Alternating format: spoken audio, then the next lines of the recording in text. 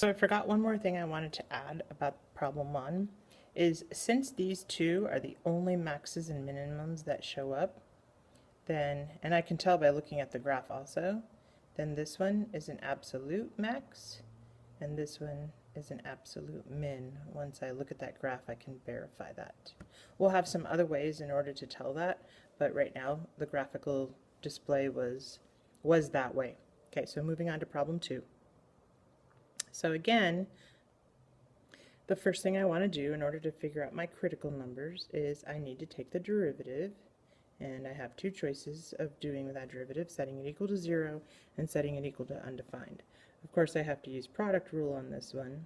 So first times derivative of second plus second times derivative of first, and then I will simplify. Pause the video, see if you can do it yourself. Quick, quick, quick. Okay, so you should have gotten that. And so now I'm going to see what happens when I let it equal 0. Again, pause and see if you can solve for x. So of course that's a simple part. No calculus required.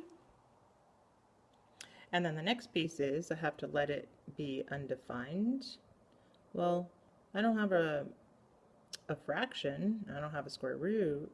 I don't have anything weird. So there's no reason for it to be undefined. So I don't get any additional solutions. So now I'm going to create a table and look at these three solutions and see what's happening. So here's my table going. I got critical value, derivative, the y value, and the extrema again. And so of course I know the derivative for each one of those critical values was 0. And so then I have to plug each number back into the original. Remember, in order to get the y values. So if I plug in 0, I'll get 0. If I plug in negative square root of 2, I'll get negative 4. And if I plug in positive square root of 2, I also get negative 4. So I graphed it on my graphing calculator, again still putting in that original function.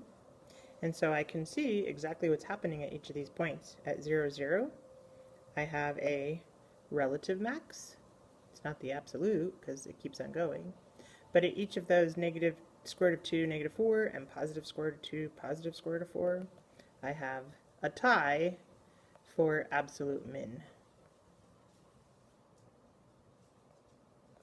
Just like that. Isn't that beautiful? Calculus is so easy, guys.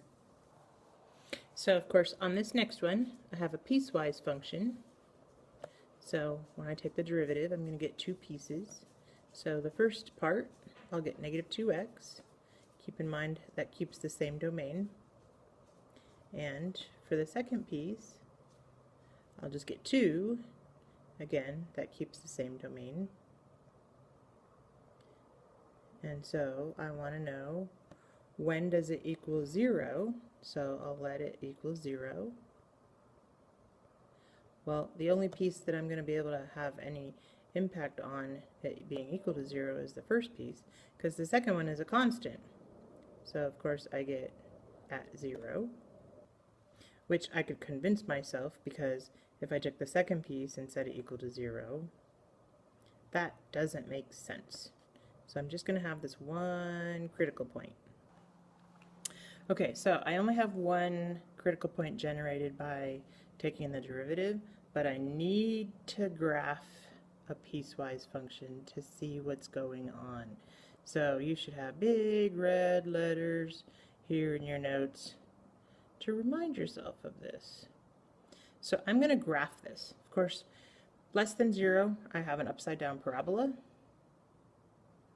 and it's equal to, on this end, it's open here, and greater than 0, I have a line, and it has a y-intercept at -1 and a slope of 2, and of course it's closed on this end, but it's open at 2. Oh, correction, I didn't see that.